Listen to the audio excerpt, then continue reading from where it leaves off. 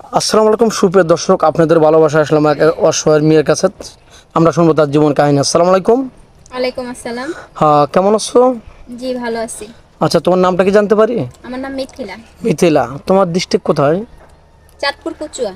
চাঁদপুর কচুয়া। তোমার এখানে ওখানে তোমার জন্ম ছোটবেলা থেকেই? হ্যাঁ হ্যাঁ, ওইখানে থাকো, আমার জন্ম। বেড়ে উঠছো এখানেই না? হ্যাঁ। তো তোমার ফ্যামিলিতে কে কে আছেন? আমার মা আছে আর একটা ছোট বোন আছে। মা আর ছোট বোন। তোমার আব্বু?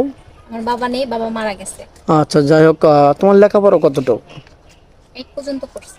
8 পর্যন্ত। আর কি পড়াশোনা করা হয়ে ওঠেনি নাকি ইচ্ছা করে ইচ্ছা করনি? ছিল কিন্তু ফ্যামিলিগতভাবে সামর্থ্য নেই দেখে করতে পারি। ও মানে তোমার সামর্থ্য নেই পড়াশোনা করার মতো। জি না। তো যাই হোক, আমাদের ক্যামেরার সামনে আসার কারণটা কি একটু প্লিজ জানতে পারি?